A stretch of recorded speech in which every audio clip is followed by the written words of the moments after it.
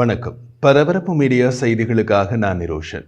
Ukraine போர் காரணமாக அணு ஆயுதத்தை பயன்படுத்த வேண்டிய சூழ்நிலை ஏற்படலாம் என்று போர் தொடங்கிய காலத்திலிருந்தே ரஷ்யா எச்சரிக்கை வெளியிட்டு வரும் நிலையில் ரஷ்யாவின் அணு ஆயுத படையணியின் தளபதி உக்ரைனின் தாக்குதல்களில் ரஷ்யாவுக்கு உள்ளே வைத்து கொல்லப்பட்டுள்ளார். ரஷ்ய ராணுவத்தின் அணு ஆயுத மற்றும் ரசாயன ஆயுத பாதுகாப்பு படைகளுக்கு பொறுப்பான 54 வயதான ஜெனரல் இகோர் கிரில்லோவ் ரஷ்ய தலைநகர் மாஸ்கோ தெருவில் ஒரு குண்டுவெடிப்பில் கொல்லப்பட்டார். கிட்டத்தட்ட 3 ஆண்டுகளுக்கு முன்பு ரஷ்யா உக்ரைன் மீது முழு அளவிலான படையெடுப்புக்கு பின்னர் ரஷ்யாவில் நடந்த மிகவும் அவமானகரமான தாக்குதல்களில் ஒன்றாகும். ஜெனரல் இகோர் கிரில்லோவ் காலை ஒரு குடியிருப்பு கட்டடத்தின் நுழைவாயிலுக்கு அருகில் ஸ்கூட்டரில் பொருத்தப்பட்ட வெடிகுண்டு வெடித்ததில் ஒரு உதவியாளருடன் இறந்தார் என்று ரஷ்யாவின் விசாரணை குழு மற்றும் சட்ட அமலாக்க அரசு அமைப்பு ஒரு அறிக்கையில் தெரிவித்துள்ளது. எஸ்பிஜு எனப்படும் உக்ரைனின் உளவுத்துறையின் அதிகாரி ஒருவர் இந்த கொலைக்கு உக்ரைனின் சார்பில் பொறுப்பேற்றுக் கொண்டார். ஒரு முக்கியமான உளவுத்துறை நடவடிக்கை பற்றி விவாதிக்க பெயர் வெளியிடாத நிலையில் பேசிய அந்த அதிகாரி ரஷ்யா வெளியிட்ட படுகொலை விவரங்களை உறுதிப்படுத்தினார். எஸ்பிஜு ஜெனரல் கிரில்லோவை ஒரு முக்கியமான மற்றும் முறையான இலக்காக எஸ்பிஜு எனப்படும் உக்ரைனின் உளவுத்துறை கருதியது என்று அதிகாரி கூறினார். ஜெனரல் கொல்லப்படுவதற்கு ஒரு நாள் முன்பு உக்ரைனில் தடை செய்யப்பட்ட ரசாயன ஆயுதங்களை பெருமளவில் பயன்படுத்தப்பட்டதற்கு அவர்தான் காரணம் என்று உக்ரைன் குற்றம் சாட்டியது.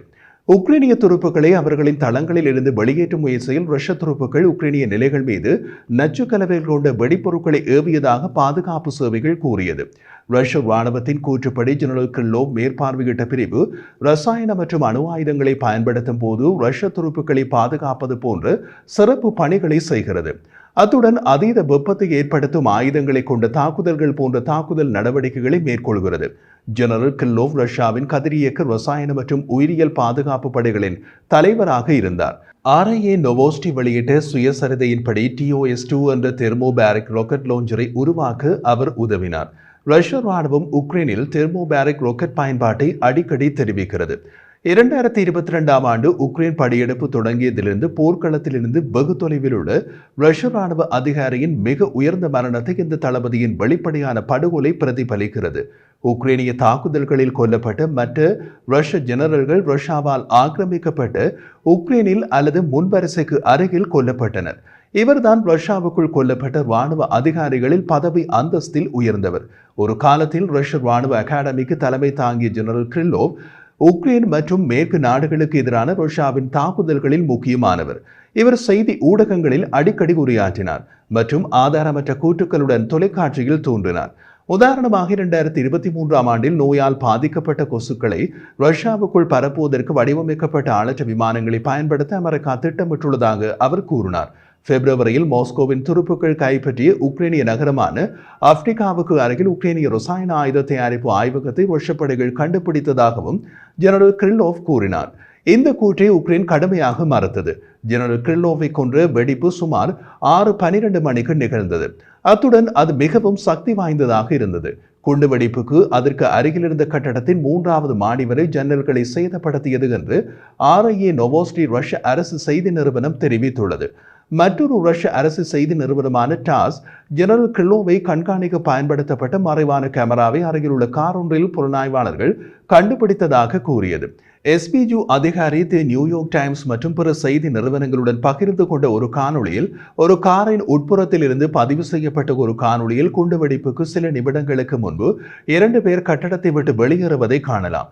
குறுகிய கால வாடகைக்கு எடுக்கப்பட்ட அந்த காரில் இருந்து காணொளி பதிவு செய்யப்பட்டது என்றும் ஜெனரல் கிரில்லோவ் கொல்லப்பட்ட இடம் மற்றும் நேரத்துடன் காட்சியில் உள்ள விவரங்கள் பொருந்தியதாகவும் நியூயார்க் டைம்ஸ் கூறுகிறது. கிளிப்பில் ஒரு ஸ்கூட்டர் கட்டடத்தின் கதவுக்கு அருகில் நிற்கிறது. அங்கு வெடிப்பு நிகழ்ந்ததாக தோன்றியது.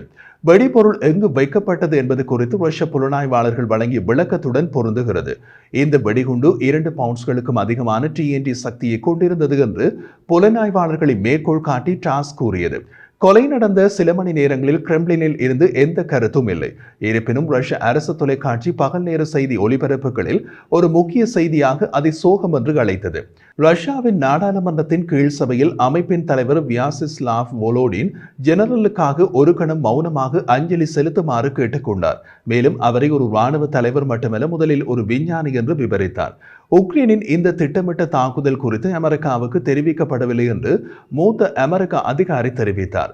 ரஷ்யாவுக்குள் நாசவேலி மற்றும் இலக்கு தாக்குதல்களை அமெரிக்க அதிகாரிகள் பொதுவாக தமக்கு அது பற்றி தெரியாது என்று கூறிவிடுவது வழமை. எஸ்பிஜு உக்ரைனின் முக்கிய உள்நாட்டு உளவுத்துறை. இவர்களிடம் உளவுத்துறை மற்றும் ஒழுங்கமைக்கப்பட்ட குற்றம் மற்றும் தீவிரவாதத்தை சமாளிப்பது உட்பட பொறுப்புகள் உள்ளன. போரின் போது அதன் கடமைகள் ரஷ்யாவுக்குள் நாசவேலிகள் மற்றும் கொலைகளை நடத்துவது வரை நீடிக்கப்பட்டுள்ளது. முக்கிய கிரெம்ளின் சார்பு நபர்கள் மற்றும் ராணுவ அதிகாரிகளை குறிவைத்து தாக்குதலில் ஈடுபட்டது. கடந்த மாதம்தான் ரஷ்யாவால் ஆக்கிரமிக்கப்பட்ட கிரிமியாவில் ரஷ்ய கருங்கடல் கப்பல் தொகுதியின் மூத்த தளபதி கொல்லப்பட்ட கார் குண்டுவெடிப்புக்கு எஸ்பிஜு உரிமை கோரியது. அது எஸ்பிஜு 2022 கிரிமியாவை ரஷ்யாவுடன் இணைக்கும் பாலத்தின் மீது தாக்குதலை நடத்தியது. இது ராணுவ விநியோகத்தை சீர்குலைத்தது. ஒரு முக்கிய ரஷ்ய தேசியவாதியின் மகள் டாரியா டுகினா 2022 கொல்லப்பட்டதற்கு உக்ரைனின் பாதுகாப்பு சேவைகள் பின்னணியில் இருப்பதாக அமெரிக்க அதிகாரிகள் நம்புகின்றனர். மற்றும் மூத்த ரஷ்ய கடற்படை அதிகாரியான வேலரி டிரான்ஸ்கோவ்ஸ்கி கடந்த மாதம் படுகொலை செய்யப்பட்டதற்கு எஸ்பிஜு பொறுப்பேற்றது. அந்த தளபதி தான் உக்ரைன் சிவிலியன் இலக்குகளில் ஏவுகணை தாக்குதல்களுக்கு உத்தரவிட்டதாக கூறினார்கள். கார் குண்டுவெடிப்பில் தான் இருவரும் கொல்லப்பட்டனர். உக்ரைன் தனது பெரிய சிறந்த ஆயுதம் கொண்ட எதிரிக்கு எதிராக அது தமது நாட்டில் செய்யும் தீமைகளை ஈடு செய்ய இந்த வகையான ரகசிய நடவடிக்கைகளை பயன்படுத்துகிறது என்று ஆய்வாளர்கள் கூறுகின்றனர்.